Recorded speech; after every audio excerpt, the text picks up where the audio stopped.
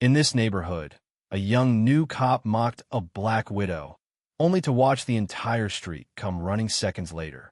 It started with a laugh, not the kind that warms a room or brightens a face, but the sharp, ugly kind that slices through silence like a knife. Officer Chase Landon, fresh out of the academy and barely old enough to rent a car, leaned against his cruiser in the middle of Sycamore Street, arms crossed, smirking at the woman stooped over her grocery cart. Her scarf was faded, her coat old. The way she moved, slowly, deliberately, told stories her mouth never did. "Need help carrying that, Granny Harriet?" he said, drawing out the name with mock affection. "Or you got more dead husbands to do it for you?" The words echoed down the street, carried by the still afternoon air. A few people looked up from porches. Curtains twitched. No one said anything yet, but they heard. Harriet Monroe stood up straight, though her knees protested. She turned to face him slowly, her eyes locking on his like two iron nails driven into wood. Her hands didn't shake. Her voice didn't rise. She simply said, "Your mother would be ashamed." Chase flinched, though he didn't let it show. "Excuse me," he said, but the challenge was hollow. Harriet didn't respond. She turned back to her cart and continued walking. But in those few steps, something in the air changed. A hum, low and rising. It started with a door creaking open, then another. Footsteps. Voices hushed at first. People emerged from their homes, from behind fences, from the barber shop at the corner and the laundromat across the street. They moved quietly, but with purpose, like they'd all just heard a bell no one had rung. Chase blinked, suddenly feeling the sun a little hotter on the back of his neck. He looked around. They weren't shouting. They weren't angry. Not yet. But they were coming. And they were many. Acti. Harriet Monroe had lived on Sycamore Street for 42 years. She'd buried a husband, raised two sons, one of whom had died in Iraq, and the other who worked night shifts at the hospital and coached Little League on weekends. She wore the same coat she had 10 winters ago and always brought candy to the kids at Halloween. She was not loud. She was not confrontational, but she was loved. Officer Landon had been stationed in this part of the city for only 3 weeks. It was supposed to be a soft neighborhood, nothing too complicated, a place to cut his teeth, shake hands, write a few tickets. He was tall, blond, and confident in the way that often accompanies inexperience. He liked control. He liked authority. And, as it turned out, he liked the sound of his own voice. He had mocked her because he thought no one would care, because she was old, because she was black, because he had a badge. The crowd grew by the second. Teens in hoodies, mothers with strollers, the retired mailman who still made rounds just to say hi. No one said a word. Not yet. But their eyes were on him, and Chase felt them like weight pressing down on his shoulders. "What's going on here?" he barked, one hand unconsciously moving toward his belt. "Back up. This isn't a show." No one moved. Harriet paused, her hand still on the cart. She didn't turn around. Instead, a voice spoke from the back of the crowd. "You called her Granny." It was Marcus, the owner of the corner deli.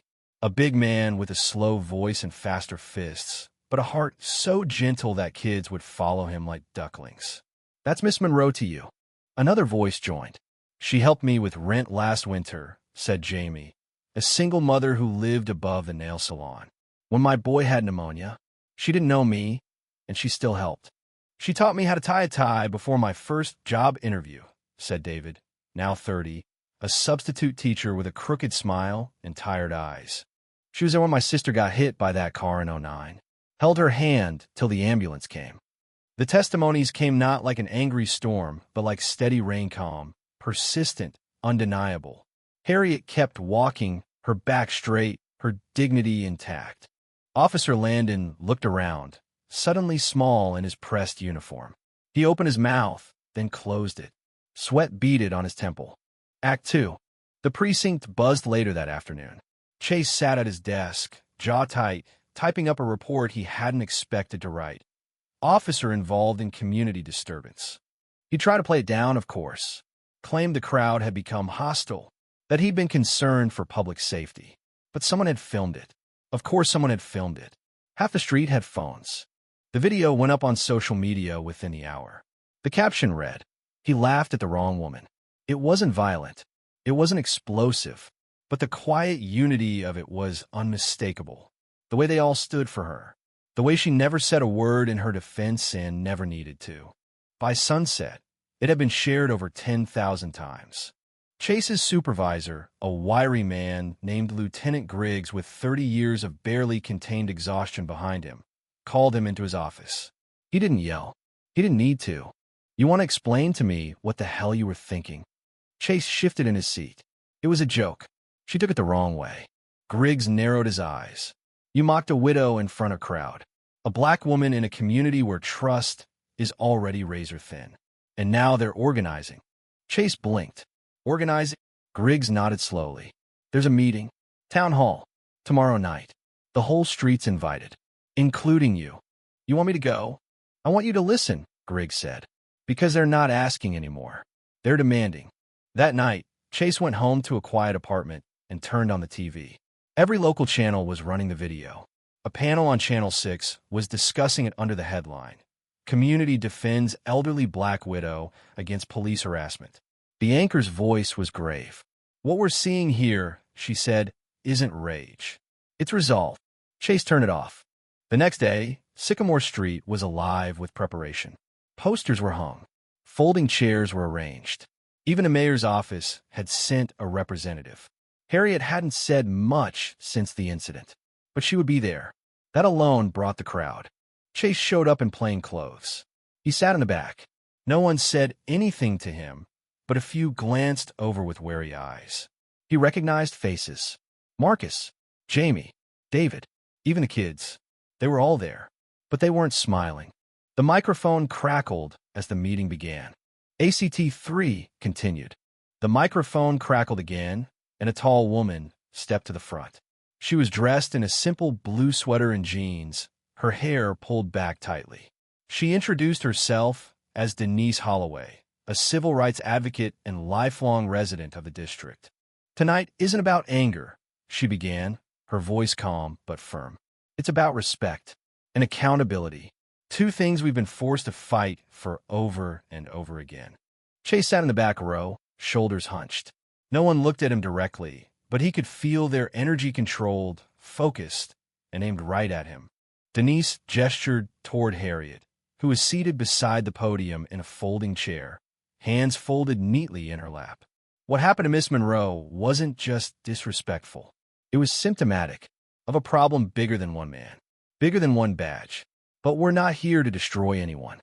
We're here to say, not anymore. There was a quiet murmur of agreement through the crowd. Someone clapped, then another. Slowly, the room filled with the sound of community not rising in anger, but standing in unity. "Miss Monroe," Denise continued, turning toward her gently, "would you like to say anything?" Harriet stood. The room fell silent. She walked slowly to the microphone. Chase felt every second of that walk in his chest. She didn't look at him. She didn't need to. "I've buried a husband," she said softly, but her voice carried. "I buried a son. I've walked this street longer than most of you been alive. I've seen good officers. I've seen bad ones. But I've never seen a badge fix a heart. And I've never seen cruelty go unpunished, not by fists, not by fire, but by love. Love is louder than hate. That's why I said nothing that day." She paused, then turned her head slowly toward the back of the room. Her eyes met Chase's. "But I see you now, Officer Landon, and I want you to hear this. We don't hate you. We pray you grow. We pray you learn. And if you do, we'll welcome you. But not before.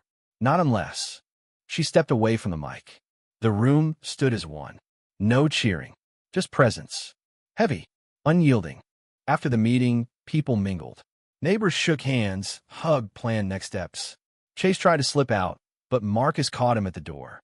"You got a decision to make," he said quietly. Chase nodded. That night, Chase didn't sleep. He kept replaying everything. His smirk, her silence, the slow wave of people stepping into the street. He saw the looks in their eyes, not of vengeance, but of expectation. They wanted better, demanded better, and somehow, he realized they believed he could be better. It was the first time in weeks that he saw himself not as a victim of cancel culture or political correctness, but as someone standing at a fork in the road. The next morning, Chase returned to Sycamore Street. Not in uniform. In jeans, a t-shirt, and a ball cap pulled low. He knocked on the door of the church where Miss Monroe volunteered every Thursday. She was there, of course, sorting canned goods. She looked up. Her expression didn't change. "Miss Monroe," he said, clearing his throat. "I came to apologize. Not just to you, but to this street. I came to help if I'm allowed." She studied him. "You looking for forgiveness?" "I'm looking to earn it." For a long moment, she said nothing. Then she gestured toward a box of canned corn. "Start there." He did. Days turned into weeks. He showed up quietly. He carried groceries, repaired broken porch steps, played basketball with the local kids at the park. He asked questions, listened, and most importantly stopped talking long enough to learn. He didn't expect anyone to trust him overnight. Some didn't trust him at all, but he kept coming back. He sat through church sermons he barely understood. He shared meals he didn't help cook. He apologized again and again and again. One Saturday, Jamie, the single mom, let her son ride his bike past him without calling him back. Chase noticed. She didn't say anything. She didn't have to. It was working. The turning point came 3 months later when Marcus invited him to a community cleanup. "You show up with gloves and a shovel," Marcus said, "or don't show up at all." He showed up with both. Worked the entire day in the sun. No breaks. No badge. By the end of the day, Miss Monroe handed him a paper cup filled with lemonade. He took it with both hands. "Thank you," he said. "You're not done yet," she said, "but you're walking the road." That night, the mayor issued a statement about the incident that had long since gone viral. But the tone was different now. "What began as a moment of disrespect," the mayor said, "has become a symbol of what can happen when accountability meets grace." Chase was eventually reinstated in full uniform, but only after completing community training, cultural sensitivity programs, and mentorship under a veteran black officer who didn't suffer fools. He passed every test, not because he wanted to keep his job, but because he finally understood what the job meant. And Miss Monroe? She kept walking her street. Only now, she was never alone. Kids walked with her. Neighbors waved. Even strangers who had seen the video would nod in quiet recognition. One day, as she passed the local school, a girl no older than 7 stopped her. "Are you the lady from the video?" she asked. Harriet smiled. "Maybe. You're really brave," the girl said. Harriet knelt, looked her in the eye. "So are you. Every time you speak up, every time you stand tall. That's what bravery is." The girl nodded and skipped away. Chase stood at a distance, watching. He didn't approach. Not that time. He didn't need to. He just kept walking. Harriet Monroe's porch light flickered on every night around sunset. It was like clockwork, an unspoken lighthouse on Sycamore Street. And though the incident with Officer Chase Landon had long passed from headlines, the memory hadn't. Not for the people who lived it. That fall, Sycamore Street was different. You could feel it. It wasn't just the new benches at the corner or the street art project that bloomed on the side of Tony's barbershop. It was something in the way people walked with their heads a little higher, with more nods exchanged between neighbors. A kind of quiet pride. It had been almost 6 months since the confrontation, and Chase was still volunteering without fanfare, without press. No one had asked him to stay. No one had forced him to help repaint the rec center, to mow the lawn for Miss Edith when her hip gave out, or to read books to kids at the library every other Friday. He just kept showing up. People still watched him. Some warily, others with cautious respect. Trust, in this part of town, wasn't cheap, and especially not for someone who wore a badge. One chilly November morning, the community center hosted a unity breakfast. Folding tables lined the gym. There were pancakes, eggs, and a slow-cooked pot of grits Miss Monroe swore had enough butter to stop a man's heart twice. Chase arrived early, wearing jeans and an old hoodie. No badge. He didn't even park his cruiser nearby anymore. That had been his choice. As he ladled eggs onto plates, he felt someone tap his shoulder. It was Jordan, a teenager who once stared him down outside the Monroe house months ago. Now taller, sharper in the eyes, and far less angry. "Can I talk to you?" Jordan asked, glancing toward the back. They stepped out into the cool air behind the building. "I want to be a lawyer," Jordan said, hands stuffed in his jacket. But I also thought maybe I could be a cop someday. Like the good kind. Chase blinked. That's a hell of a thing to hear from you. I hated you, you know. Back then. I earned that. But I've been watching, Jordan added. And you stuck around. I don't think I would have if I were you. Chase offered a tired smile. You don't run from things that need fixing. Jordan kicked at a stone. How do you stay sane? Chase didn't answer at first. Then he said, you don't aim to be perfect. You just aim to be better than yesterday. Jordan nodded slowly. That's actually good. You thinking of joining the academy? Chase asked. Jordan shook his head. Not yet, but I'm thinking about why I might. That's new. They stood there, quiet, the sounds of laughter and sizzling bacon drifting from the gym. Later that evening, as the sun dropped low, Chase took a walk past the playground, down Sycamore, toward the Monroe house. Harriet was on her porch, a blanket on her knees, tea steaming on the side table. You walk like someone who's thinking too hard, she called out as he passed. He stopped, smiled. That obvious? She patted the chair beside her. He climbed the steps and sat. For a while, they said nothing. They just watched the street. You see that boy earlier? She asked. Jordan? He's been through more than most grown men.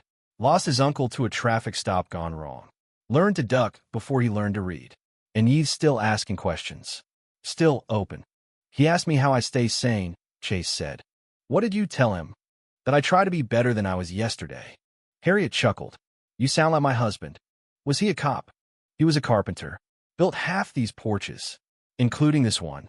Chase looked around, then down at the wood beneath his boots. It's a good porch. It held strong, Harriet said, even when the storms came. She sipped her tea, then added, You've changed, Officer Landon. He nodded. I'm trying. That's all we ask. That's all we've ever asked. Not perfection, just humanity. A car honked in the distance. Kids rode past on bikes, their laughter echoing. You're welcome here, Harriet said quietly. But not because we forgot. Because we saw. Chase didn't say anything. He didn't need to. The next day, the department hosted a citywide seminar on community policing. Chase was asked to speak. He almost declined, but Jordan convinced him. In a packed hall of uniforms, he stood behind the podium and began. My name is Chase Landon. I once mocked a black widow on the street she helped build. I thought I was above consequence. I thought silence made me right. I was wrong. He paused, letting the weight settle. I learned something on Sycamore Street. That accountability isn't punishment. It's growth. The uniform doesn't grant you wisdom, listening does. That people won't always trust you. But if you show up and keep showing up, eventually they might. The crowd was still, listening. He ended with a line that became part of every new officer's orientation from that day forward. Every community is a house, and every action we take either builds a Porsche or breaks it. Afterward, a few older officers clapped. Some didn't, but most stood up, slowly, with respect. That night, Chase returned to Sycamore Street and stood on the sidewalk outside the Monroe house. Harriet wasn't home-esh gone to a book club, but her porch light was on. He looked up at it and smiled, because in that warm, steady glow, he saw not forgiveness. Not yet, but maybe, just maybe, a beginning.